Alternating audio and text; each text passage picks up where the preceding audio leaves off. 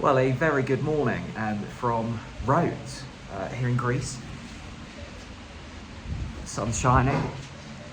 Norwich City have kept a clean sheet. Norwich City haven't lost a game of football, so things are feeling rather cheery. It was Norwich City 0, Sunderland 0 at Carrow Road on Tuesday night. It feels like we've had so many midweek home games this season, and thankfully, unlike Preston and Sheffield Wednesday more recently, this didn't end in such chaos. Look, it's season over for Norwich City, we know that, and it's a real shame the way in which this season has kind of free-rolled into at times something quite concerning. Norwich are like mid-table, below mid-table, despite having the Championship's top scorer in Borja Science, despite having the Championship's best striker in Josh Sargent.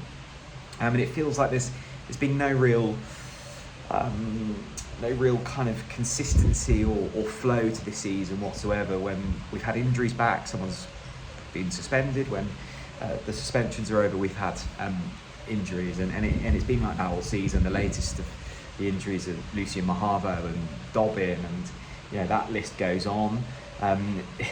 Consistent disciplinary matters, the latest being Onel Hernandez, who was left out of the squad on Tuesday night due to his antics on social media.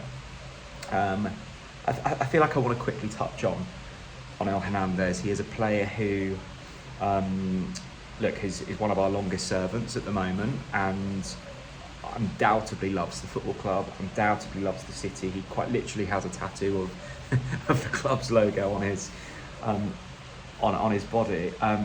That doesn't excuse some of his social media behaviour. I'm not overly sure on the upside for him in terms of continuing his posting.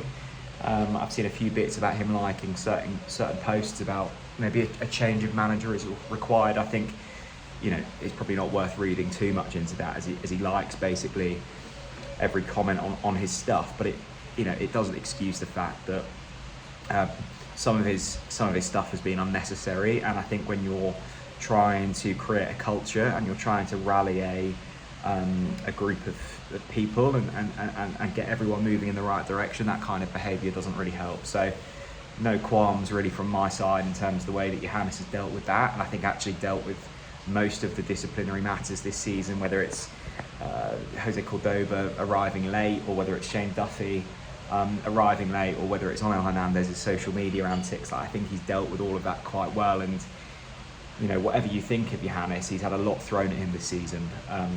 Suspensions, injuries, disciplinary matters, and when you're trying to change a culture and when you're trying to create something really quite special, they're the types of things that you don't really want to be dealing with. But look, I think Onel's time is up. He will be off at the end of this season. I think it's worth noting as well, a lot of this stuff doesn't really matter if performances are good on the pitch and you're delivering. Unfortunately, whether it's down to him or not, Onel's not really done a whole lot since 2019, and it's 2025 now.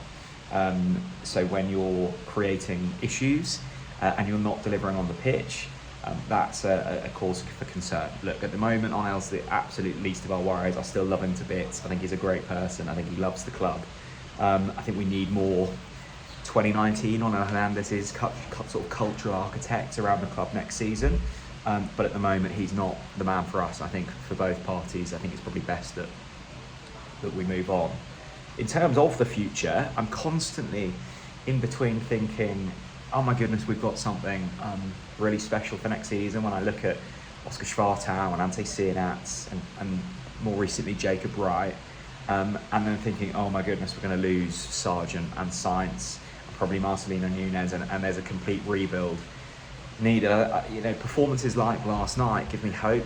I thought it was far more organised and expansive and explosive, and look, we had the far better chances in that game. Sunderland are in the top 6. They will be in the playoffs this season. I think they're a good blueprint for what Norwich could do moving forwards. They were in a similar position to us this time last year in terms of league position and squad profile, and the way in which they've built and they've found systems and they've implemented those younger players into a system that's working and they've got momentum, I think is something that Norwich could do.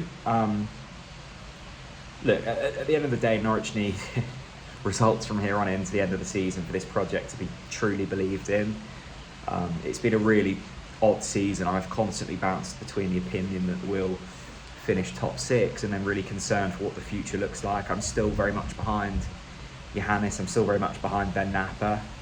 I think that some of the comments around the signing of Mate Jurisic is, look, he's a player for next season, but the way in which that's been handled in the press and how he's constantly injured and he's fatigued and it doesn't look great. I think they could have maybe handled that better, and if we have more marquee signings, which I'm classing Mate Jurisic as, we've spent significant money on, and I think the handling of that from a PR perspective needs to be better. Look, I think he'll probably come good. The 45 minutes we've seen him, he looks explosive and he looks the type of winger we need. We've got Lewis Dobbin returning. It's a massive summer ahead. They need to get it right. It's been I think, probably about the type of season we expected, just in a very roller coastery way. I thought we'd just kind of plod along to about mid-table. Actually, we've had the highs of Hull and Watford and Luton and Plymouth earlier on in the season, and the lows of Sheffield Wednesday at home and Plymouth away. I think that was a real low point for Norwich this season. So it's been up and down. This squad will have learnt a hell of a lot.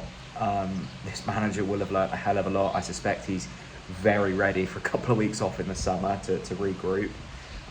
There is a huge rebuild ahead at the football club, but the performances like last night against Sunderland, which were cohesive and expansive, and showed signs of what we can hopefully look forward to under this manager. So I'm hopeful.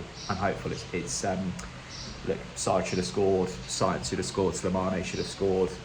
Probably 2, maybe 3 of those players might not be here next season, but when we lose players, new heroes will be made, and I'm hopeful that we can find that under Johannes and Ben Napper. So let me know what you think down in the comment section below.